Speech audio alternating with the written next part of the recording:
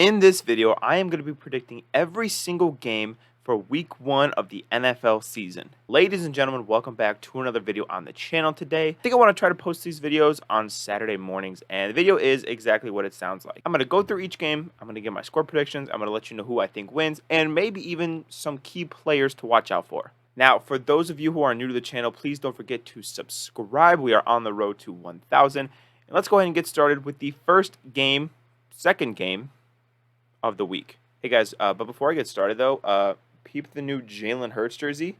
Vid coming soon about how I got the 3 jerseys in the middle right there, but the jersey wall is looking better than ever. Starting off with the Bengals at the Cleveland Browns. I think the Bengals win this game 24-20. I think this game is closer than some people might think. People tend to forget, I think, that the Browns have done a pretty good job against the Bengals during the Kevin Stefanski era, and while I'm not going to predict the Bengals to lose this game. I think they're maybe a little rusty week 1. I think Joe Burrow takes a little bit to get going because he's missed some time with that calf injury. I think the Browns their offense is probably better than it was last year. So I do think that this is a pretty hard-fought divisional game. I do think, though, that the Bengals defense is good enough to keep the game within reach, and then Joe Burrow is good enough to make plays down the stretch to win them. I think key players to watch in this game are obviously going to be Joe Burrow and the receivers, but a player that I would really like to watch if I'm a Cleveland Browns fan, Denzel Ward. I think every matchup against the Bengals receivers is a true test of how good he is, and if he can shut down either T. Higgins or Jamar Chase, that makes life a lot easier for the Cleveland Browns. Now, the big player actually really to watch is Deshaun Watson to see what he looks like. Finally has a full offseason in Cleveland.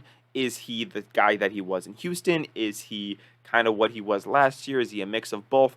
I would tend to lean on the latter, but I guess we'll see for the first time in a real, environment for him. And I think however good he is will determine how good the Browns are. Next, talking about the Texans and Ravens. There's a reason that the Ravens are 10-point favorites in this game. They're coming off a season in which they still made the playoffs and almost won a playoff game with Lamar Jackson missing significant time. Lamar Jackson is back, new offensive coordinator, they got new weapons. Their defense, I think, is only getting better. And we're looking at a Texans team who is in the depths of a rebuild right now. They are going to be starting a rookie quarterback. They are going to be coached by a head coach in his first game as a head coach. They got rookies and young guys all over. They're not a very talented roster at this point. I really don't see this game going very well for the Texans. I would be shocked. I would be shocked if they beat the Ravens in week 1. I'm going to give this game, give me, 27-13 Baltimore. I think the Texans are just too outmatched. I don't think C.J. Stroud looks particularly comfortable. Of course, he's the player to watch in this game, the rookie quarterback making his first start. I don't think he looks particularly comfortable against the Ravens defense, and I think that Lamar Jackson and the Todd Monken-powered offense, they light up the scoreboard a little bit. Next, going into the Tampa Bay Buccaneers visiting the Minnesota Vikings. Now, although I have the Vikings not making the playoffs last year, the fact of the matter is that they won 13 games last year. And you don't win 13 games without a pretty talented roster and a good quarterback. I think they have a decent roster, and I do think Kirk is a good quarterback. And that is probably more than you could say about the Tampa Bay Buccaneers right now, unfortunately. Losing Tom Brady, we saw what happened with the Patriots. It's just a franchise killer, right? Now you go from Tom Brady to Baker Mayfield, and you really got a lot of question marks at the quarterback position, unfortunately. I think the Buccaneers defensively are a little bit better than people give them credit for, but offensively, I think they're going to be a mess. I think this is a game with a Vikings defense that is also really bad, and I just don't think that the Buccaneers offense will be able to muster enough points to put up with the shootout that is going to be the Vikings offense. I have this game going somewhere in the range of 31-20, 31-23, something like that. I think the Vikings win pretty comfortably, and they put up a lot of points against this Buccaneers defense. Next, we got the Carolina Panthers going in to visit the Atlanta Falcons. This is a test for a lot of things, I think. It's Bryce Young's first game. It's the first game of the first overall pick. It is Frank Reich's first game as the head coach of the Carolina Panthers. It is also the first game of the season in which Desmond Ridder is the quarterback one, undisputed, right? Bijan Robinson, we don't even need to talk about how special of a talent he is. But I think this game is, I don't want to say it's one of the worst games of the week, but it's not as, the storylines aren't as compelling, I think, as some other games, right? What I'll be looking for is, are the Falcons going to just put their will on other people? Are they going to be able to just run the ball down anybody's throats? Could they play their style of game? Because the Falcons, their team, they want to run the football. And if they get down and they have to throw the ball, I don't think it's going to be a very successful game or season for the Atlanta Falcons. if they're able to consistently push it down the opposing team's throat, run the ball up and down the field, and they dictate how the game goes, I think the Falcons could be a sneaky NFC South champion. Now, I think it's between them and the Saints, and I really don't feel strongly about either team yet. Maybe that'll change after week 1. But right now, I want to see Bijan Robinson. I want to see Kyle Pitts being used more. I want to see those vets on defense making plays like Jesse Bates and Calais Campbell. And I am looking for the Falcons to win this game. I know that they're favored by about 3.5, 4 points.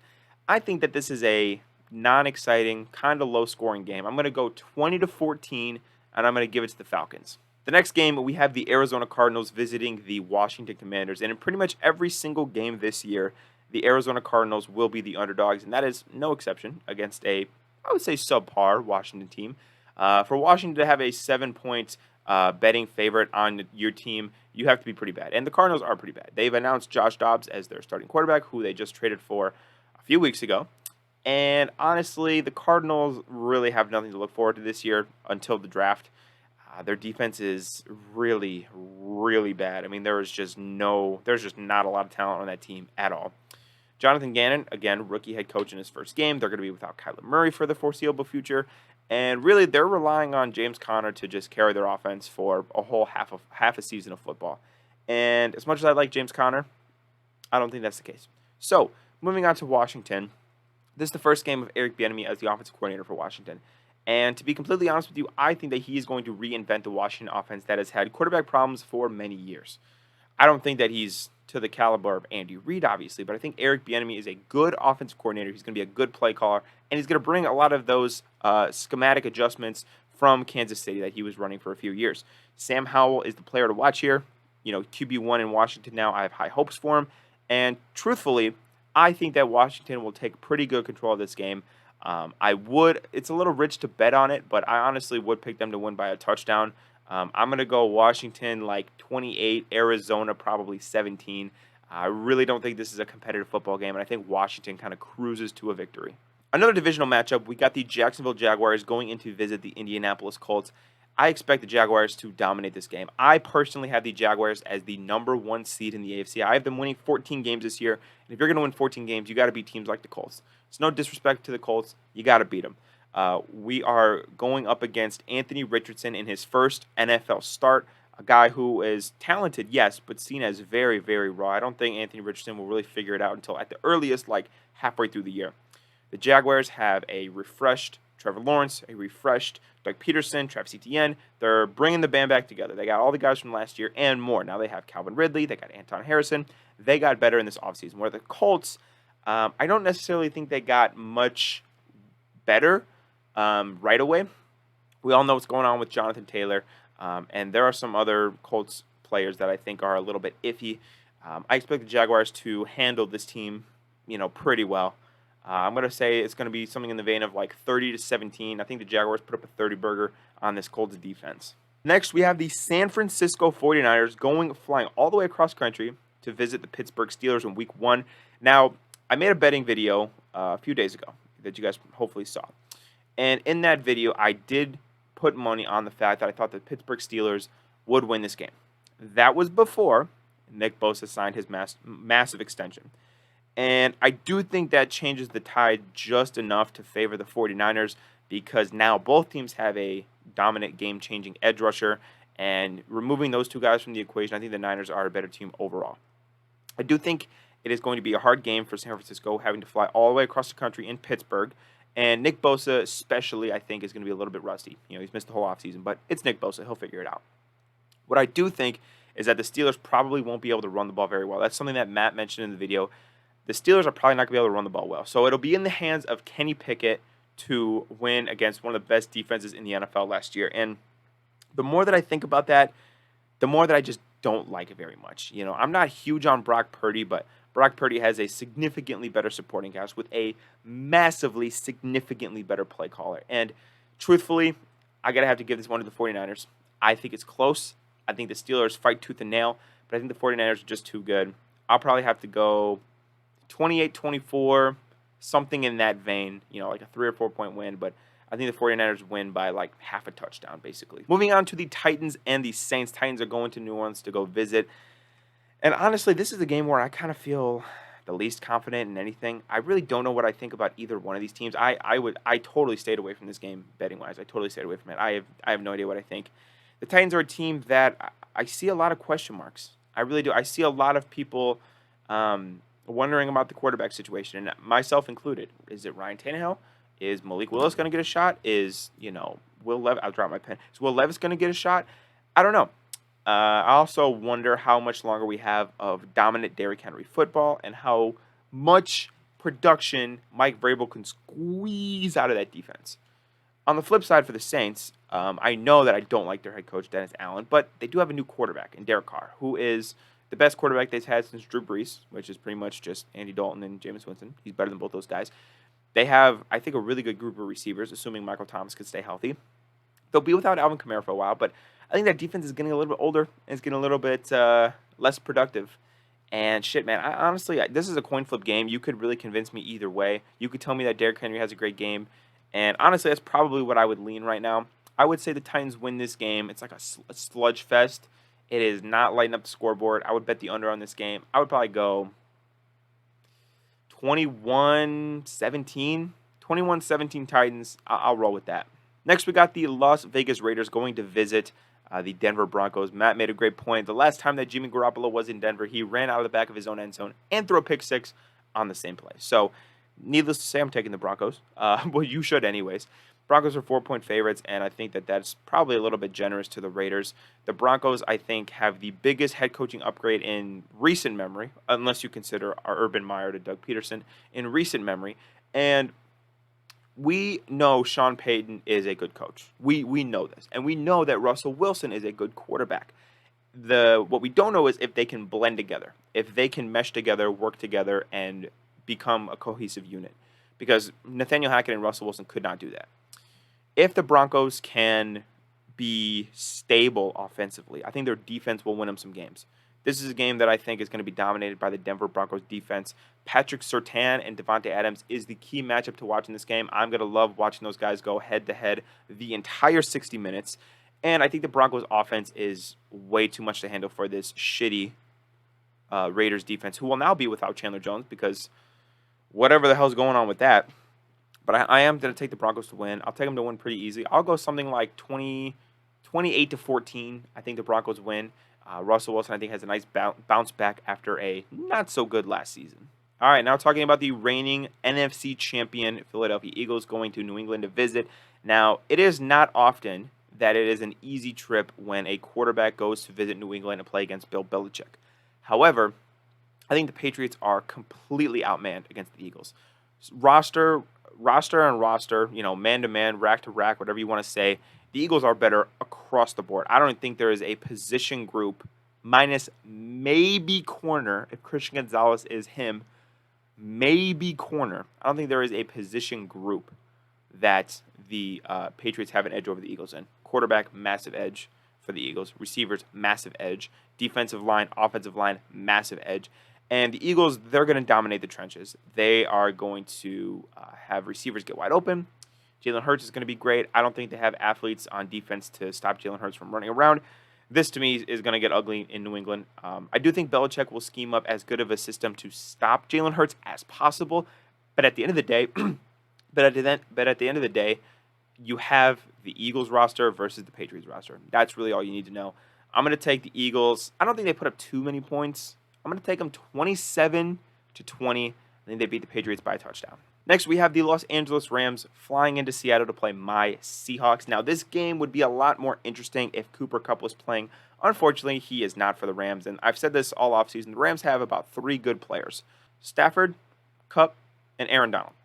If Stafford is playing and Aaron Donald is playing and Kupp is not, that's a recipe for success. You're missing 33% of your best roster, right? Cooper Kupp's not playing. The Seahawks were 4.5-point favorites. Now they're 5.5-point. And honestly, I do think that they'll win by about a touchdown. The Rams last year were really bad. I think their defense outside of Aaron Donald is really bad. Now, Sean McVay is still a great coach, yes, but Pete Carroll is no slouch either. I mean, he is also a top 10 coach. So there's not too much of a coaching mismatch with the Rams over the Seahawks. And talent-wise, I think the Seahawks have them beat pretty much across the board. You can argue, obviously, interior defensive line with Aaron Donald. But other than that, I'd say the Seahawks got them beat pretty much everywhere else. I'm going to take the Seahawks to win this game. I'm going to go a little conservative. I'm going to go 24-17. Seahawks offense is pretty good. The Rams, they stay in the game, but I feel like they stay in the game, but it's something where you kind of know that the Seahawks are going to win, if that makes sense, right? 24-17, I'm going to take the Seahawks. Now getting into some, I think, very interesting games. Dolphins, Chargers in Los Angeles. Last year this happened, and it was a shit show for the Dolphins. I mean, it was straight up a shit show. Tua looked like could not complete a pass in the first half, and I don't expect that to be the case, but I also don't expect the Dolphins to win either. I think the Chargers, when they're healthy, which is the beginning of the year, when they're healthy, they're one of the best rosters in the NFL. Right now, as of right now, Herbert's healthy. Derwin James is healthy. Khalil Mack's healthy. Joey Bosa, Rashawn Slater, Keenan Allen, Mike Williams, all those guys are healthy right now. And if we could get this version of the Chargers team every single week, I think they're a Super Bowl team. And I do think that they handle the Dolphins. I think it's kind of a shootout. I think maybe we go 34-30, 34-31. It is close, and I think the Dolphins are kind of able to go blow for blow. But I think Herbert makes enough plays down the stretch, gets the Chargers the win. Matchup I would watch here is I would watch the Chargers corners, J.C. Jackson and Asante Samuel Jr. against the speed demons of the Jalen Waddle and Tyreek Hill variety. Now, last year, what the Chargers did was actually very interesting. And I don't mean to go all Brett Coleman and go film breakdown on you, but they really kind of beat up the Dolphins receivers. They pressed. They were not afraid to press. And the issue with pressing the Dolphins receivers is, like, if they get past you, you're not catching them, right? If Jalen Waddle has a step on you, by the time Tua throws him that ball, it's going to be 4 steps. So that's kind of the issue. But the Chargers corners were really able to press them out of the fucking way. I mean, they were just out-physicaling the Dolphins receivers, and it worked. And it stopped the Dolphins offense cold in its tracks. I don't expect them to be that aggressive, although Brandon Staley, you never know. I don't expect them to be that aggressive, and I think the Dolphins have more success, but I think Herbert makes enough plays and the Chargers win. Next, we have the bane of my existence, Packers versus Bears. I will be watching, unfortunately, and I will be crying at the end of the game, I do believe. I'm from Illinois, for those of you who don't know. And I hear all this talk that the Bears are the new look Bears and the Packers are nothing without Aaron Rodgers, and I'll believe it when I see it. I will believe the Bears beat the Packers when I see it. I am no longer predicting. I have been scorned for too many years, and obviously, what hurts the Packers' chances of winning are Christian Watson being out. That is a big blow to an already, question mark offense. I think the big thing to watch for the Bears is going to be DJ Moore. He's going to be going up against Alexander, who is one of the better corners in the NFL. But keep an eye on Justin Fields and how he looks. Everybody is anticipating a big breakout MVP year from him. I'm not completely sold. We'll see. But against the Packers, against a notorious foe, can they finally get the monkey off his back and beat the Packers? We'll see. I think it'll be an interesting matchup. And I think the season of the Bears, this is a bit hyperbolic possibly, but I think the season of the Bears could hinge on what they do tomorrow afternoon. Now we got the 2 primetime games. Sunday Night Football, Dallas Cowboys going to visit the New York Giants. Dallas, I think, wins this game pretty handily. I'm kind of in favor of the Giants regressing this year. I'm not a Daniel Jones guy. I'm really not a big Giants guy. The Cowboys are really good. I say they put up at least 3-4 touchdowns against the Giants defense, who I don't think is really, really good. I think their pass rush could be good, though. Their pass rush will be pretty good with Thibodeau and Leonard Williams. But honestly, I think the Cowboys' offensive line, when it's healthy, it's pretty good. I think Tony Pollard is going to take control of this game with CeeDee Lamb. So honestly, I have the Cowboys winning. I'm going to say 29-20. I think Dak Prescott has a pretty good game, and I think Daniel Jones turns the ball over a few times. And we see the Cowboys fans already hang up the Super Bowl banner for winning a Week 1 game. Lastly, I think this is the game of the week, and this has strong game of the year vibes, to be honest. The Buffalo Bills going into New York to play the Jets. Not only is it on September 11th, but it is the Jets' debut of Aaron Rodgers. People have been anticipating this ever since he won on the Pat McAfee show and said that his intention was to play for the Jets. Well, his intention came true, and he is playing for the first time in a Jets uniform. There's a lot of things to watch in this game. Not only is it the Bills, without Leslie Frazier as their DC, is the connection between him and Stephon Diggs tampered at all because of the stuff in the offseason? Is Josh Allen going to be Superman again this year?